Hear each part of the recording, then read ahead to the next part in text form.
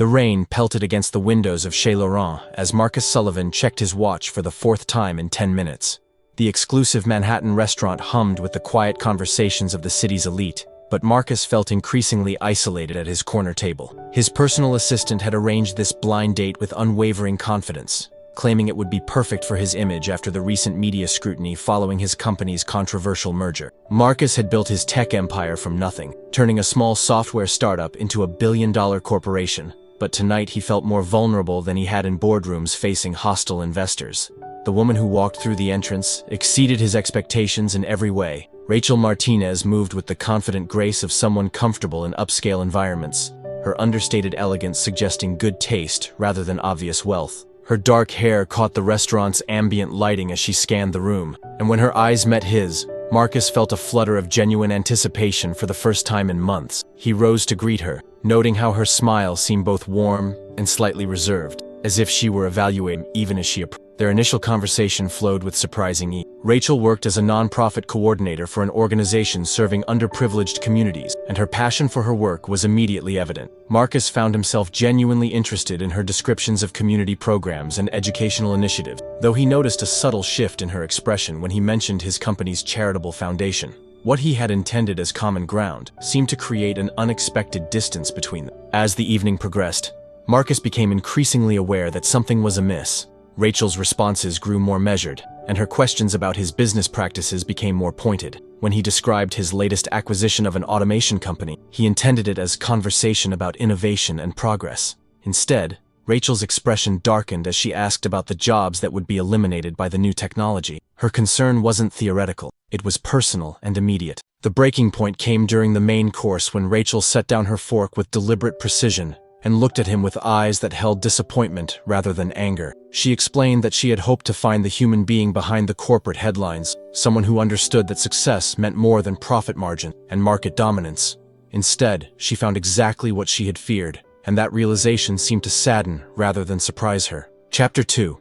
Rachel's departure was handled with the same grace she had shown throughout the evening, but the finality of it left Marcus sitting alone with his thoughts and an untouched dessert. She thanked him politely for dinner, and expressed hope that he might someday understand why their worldviews were fundamentally incompatible. The words stung precisely because they were delivered without malice, just a quiet certainty that made them impossible to dismiss or rationalize away. The drive back to his penthouse provided no relief from the evening's failure. Marcus found himself replaying moments from their conversation, searching for signs he had missed or words he might have chosen differently. His success had always been built on his ability to read people and situations, yet he felt completely unprepared for Rachel's thoughtful rejection.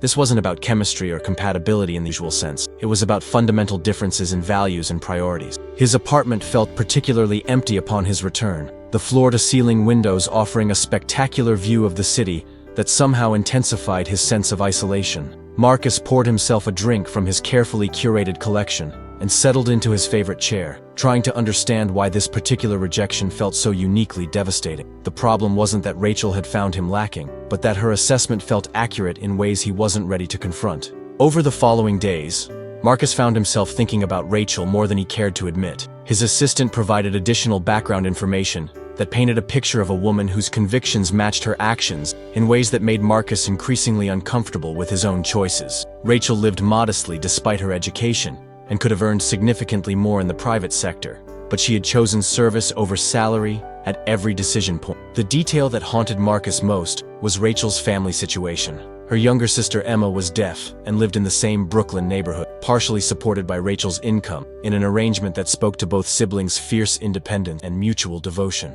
Marcus tried to imagine having someone who depended on him for reasons that had nothing to do with business strategy or profit, and found the concept both foreign and oddly appealing. Chapter 3. Marcus's attempts to return to his normal routine felt increasingly hollow in the wake of his encounter with Rachel. Board meetings that once energized him now seemed to drag through discussions of market penetration and cost optimization that felt abstract and disconnected from any meaningful purpose. His assistant noticed his distraction, but attributed it to stress from pending acquisitions, not realizing that her employer was grappling with questions that had nothing to do with corporate strategy. The irony wasn't lost on Marcus, that Rachel's rejection had accomplished what years of executive coaching and leadership seminars had failed to achieve. For the first time in his adult life, he found himself questioning not just his methods, but his fundamental assumptions about success and value. The metrics that had guided his decisions for over a decade suddenly seemed insufficient, as if he had been playing a game whose rules no longer made sense.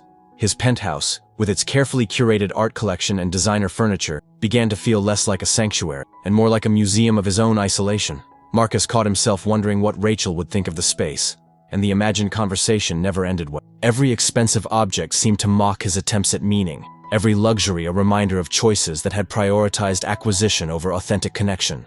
The decision to visit Rachel's community center came impulsively, born from a restless energy that no amount of work seemed to dissipate. Marcus had driven past the building twice before finding the courage to park, his usual confidence deserting him as he contemplated entering a world where his normal advantages held no currency. The center occupied a converted warehouse in a neighborhood that real estate developers hadn't yet discovered, its brick facade adorned with vibrant murals painted by local children. Inside, the space buzzed with purposeful activity that felt both chaotic and organized. Children of various ages moved between learning stations, while volunteers guided art projects and homework sessions with patient enthusiasm. Marcus stood in the doorway, feeling conspicuously out of place in his tailored suit, watching interactions that seemed to operate on principles entirely foreign to his corporate experience. Chapter 4. Rachel appeared from a side room carrying supplies for what looked like a science experiment, her face animated as she spoke with a group of eager middle schoolers. She moved through the space with easy familiarity, greeting children by name and seamlessly transitioning between English and Spanish as conversations demanded. Marcus found himself transfixed by this version of Rachel, natural and energetic in ways their dinner conversation had never. When Rachel finally noticed his presence, her surprise was evident, but not unwelcoming. She approached with the same measured politeness she had shown at the restaurant, though her eyes held a wariness that suggested she was still processing his unexpected appearance. Marcus struggled to articulate his interest in the center's work without sounding patronizing or presumptuous, acutely aware that his usual confidence had abandoned him completely. The conversation that followed was brief and awkward, with Marcus attempting to express genuine interest while Rachel clearly remained focused on her responsibility. When she excused herself to handle a minor crisis involving spilled paint and hurt feelings, Marcus understood that he had intruded on something important and began to make his way toward the exit, feeling foolish for coming without invitation or clear purpose.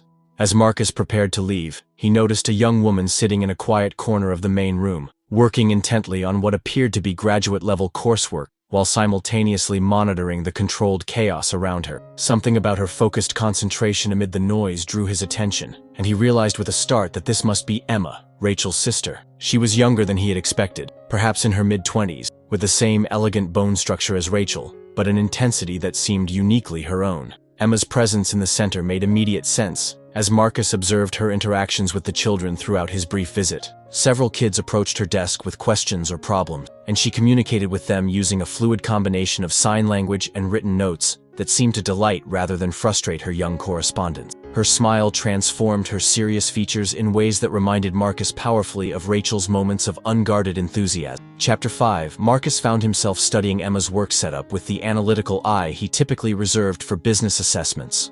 Her laptop was clearly several generations old, but meticulously maintained, surrounded by textbooks that suggested advanced studies in education or child development. The dedication required to excel academically, while volunteering regularly at the center, spoke to a work ethic that Marcus recognized and respected, even as it operated in service of values completely different from his own. When Emma looked up from her work and noticed his observation, Marcus felt caught in an act of unwanted intrusion. She regarded him with curious eyes that seemed to take in every detail of his expensive suit and obvious discomfort, her expression neither hostile nor welcoming, but simply evaluative. For a moment, Marcus wondered what conclusions she was drawing about the man who had apparently disappointed her sister enough to warrant discussion. The moment stretched longer than Marcus had intended, and he realized he was staring with a rudeness that his usual social training should have prevented. Emma's direct gaze seemed to see through his corporate facade with the same unsettling clarity her sister had demonstrated, and Marcus felt the familiar discomfort of being truly observed rather than simply impressed or intimidated by his reputation. Marcus's retreat toward the exit was interrupted by a commotion near the center's main activity area, where several children had gathered around what appeared to be a minor emergency. One of the younger participants had scraped his knee during an outdoor activity and was crying with the dramatic intensity that only children could muster. Rachel was already kneeling beside the boy, cleaning the wound with gentle efficiency while speaking in soothing tones that gradually calmed his distress. What happened next would replay in Marcus's mind for weeks afterward.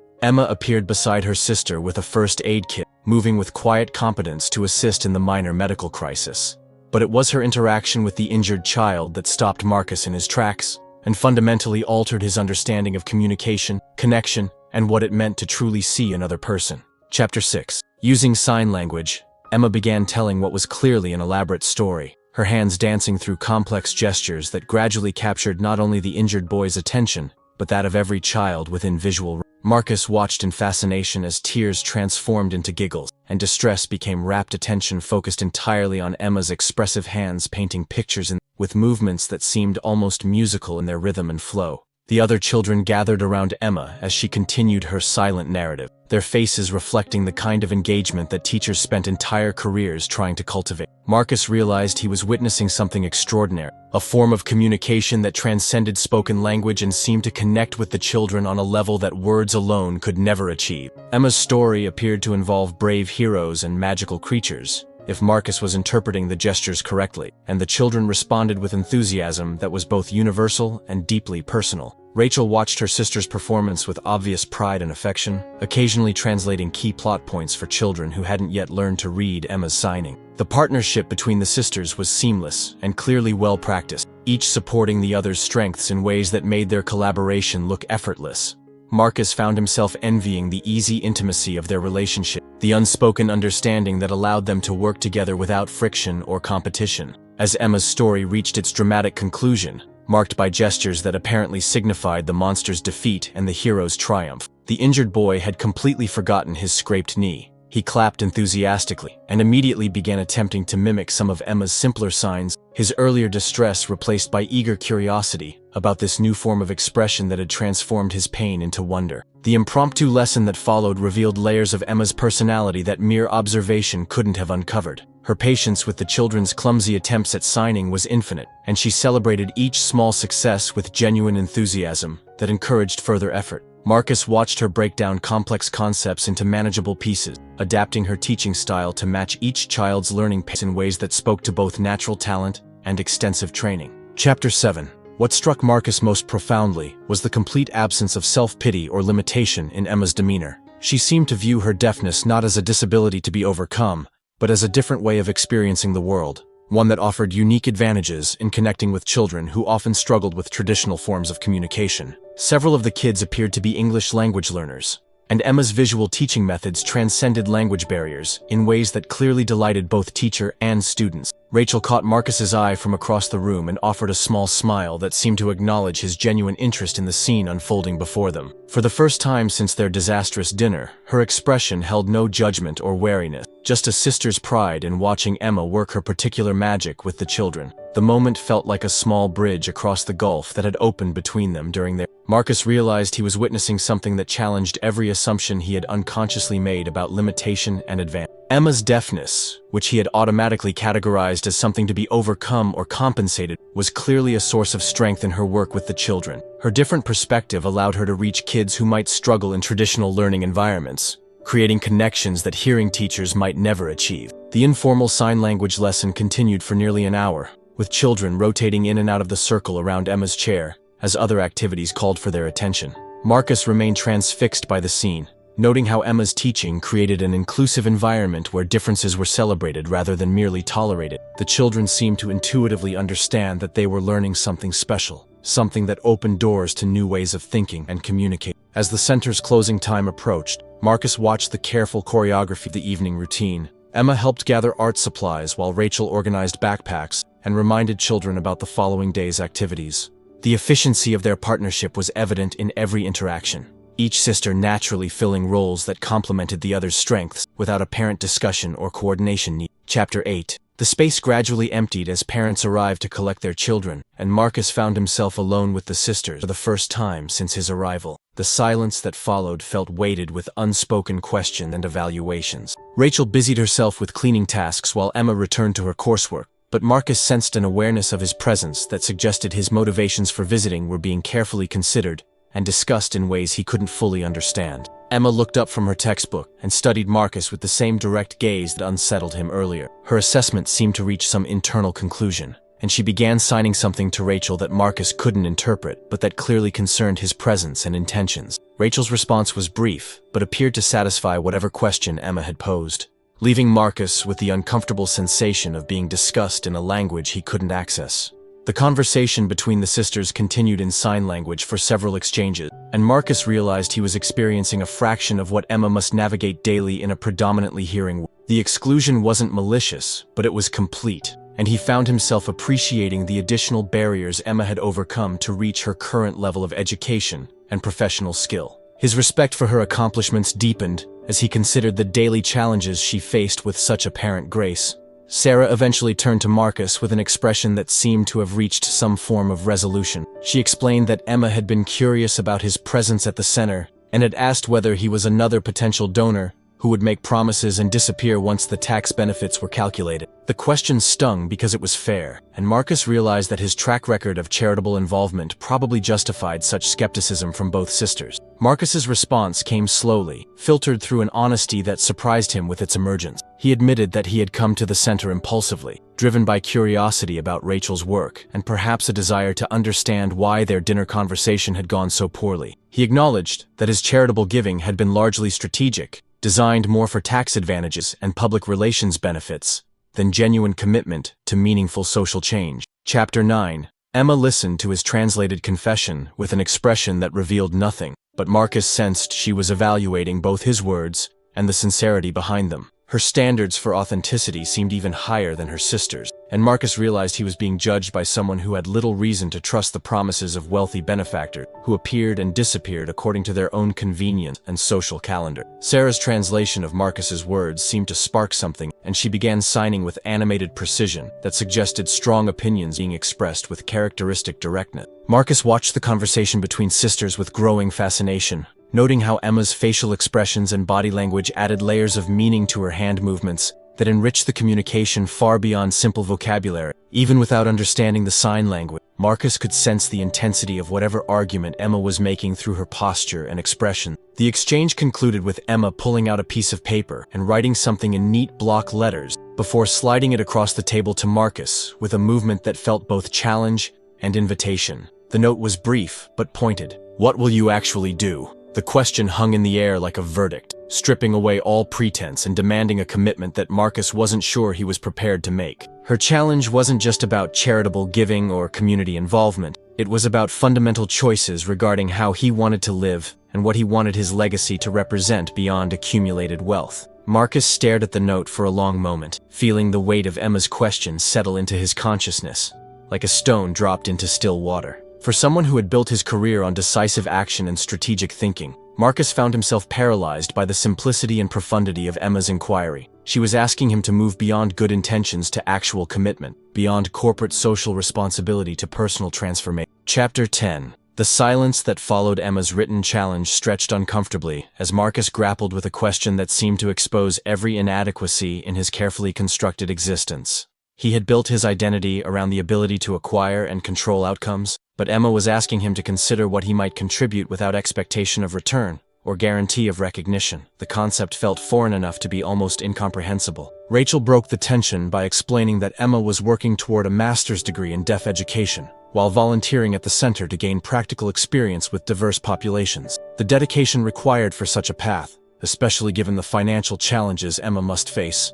struck Marcus as remarkable. Her question about his intentions suddenly carried additional weight, coming from someone who had chosen service over profit at every significant decision point. Marcus found himself describing his business empire to Emma through Rachel's translation, but the achievements that normally impressed audiences felt hollow in this context. Quarterly profits and market dominance seemed meaningless compared to Emma's daily impact on children's lives, and Marcus realized his usual measures of success were inadequate for the conversation at hand. He was being asked to justify his existence using entirely different criteria. Emma's response to his business description was swift and devastating in its simplicity. She wrote another note. "You have power. Do you use it to help, or just to get more power?" The question pierced through decades of rationalization and strategic thinking to expose the core emptiness that Marcus had been avoiding. He had accumulated influence without clear purpose, building an empire that served primarily himself. The realization that followed felt like a fundamental shift in perspective, as if Emma's question had realigned his understanding of his own life and its potential meaning.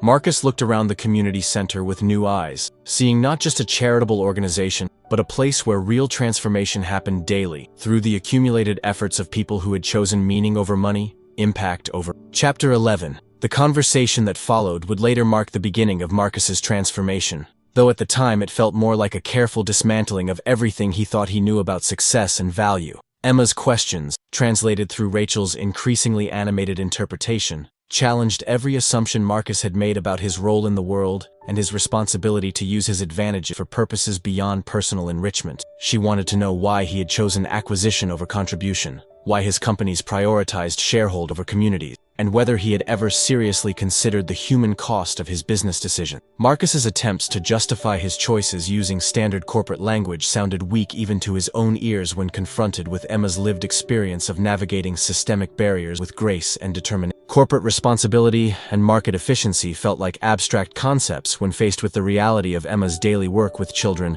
who had been failed by those same systems. Her success, despite institutional obstacles, made his complaints about competitive pressures seem petty and self-serving, forcing him to confront the gap between his stated values and his actual choices.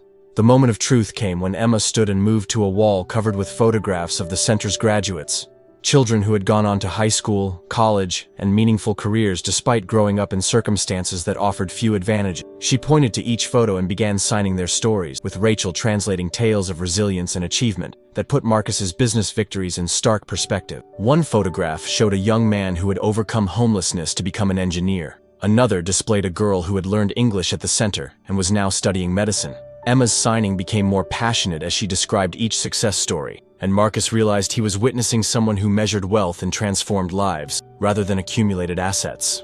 Chapter 12. Then Emma turned to face Marcus directly, and signed one word that Rachel translated with quiet intensity: choose.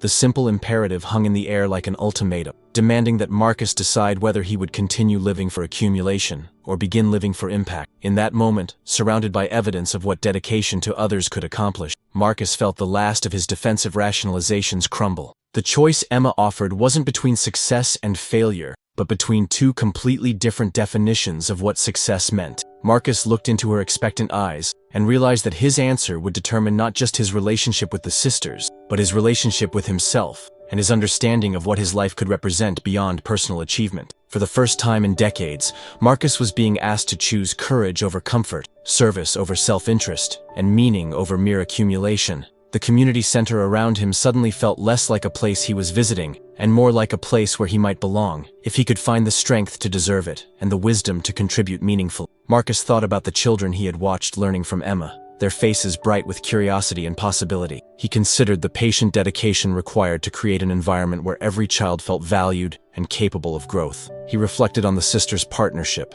built on mutual respect and shared commitment to something larger than themselves.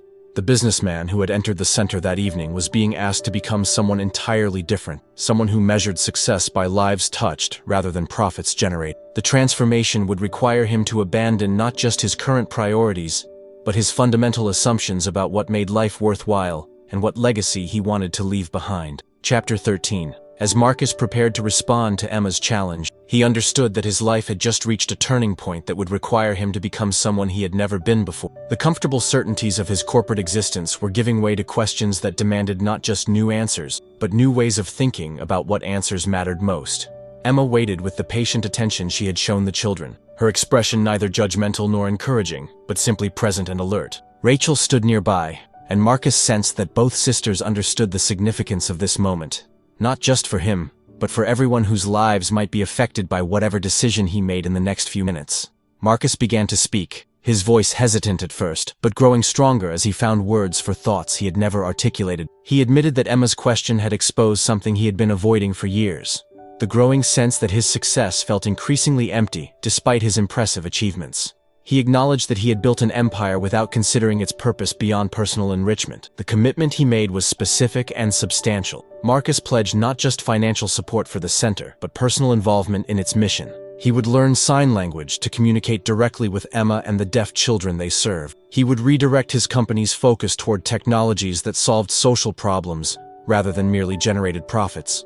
But the most important promise was the one he made to himself, witnessed by the two women who had forced him to confront his own limitations and possibilities. Marcus committed to living according to values he had neglected, to using his advantages in service of others, and to measuring his success by the positive changes he could create in the world. As he spoke, Marcus watched Emma's expression shift from skeptical evaluation to cautious hope. When he finished, she wrote one final note and handed it to him with something that might have been the beginning of a smile. The message was simple: welcome to the real world. The three of them stood together in the quiet center, surrounded by evidence of what dedicated could accomplish when they chose service over self-interest. Marcus realized that his life's most important chapter was just beginning, and for the first time in years, he felt genuinely excited about the future he was about to create. Thank you for joining us on this journey of discovery and transformation. We hope Marcus's encounter with Emma and Rachel has reminded you that sometimes the most profound changes in our lives come from unexpected sources, and that the courage to change is always within our reach. Please share your thoughts in the comments below, and let us know where you're listening from around the world. Your engagement and stories inspire us to continue creating content that celebrates the power of human connection and the possibility of meaningful change in all our lives.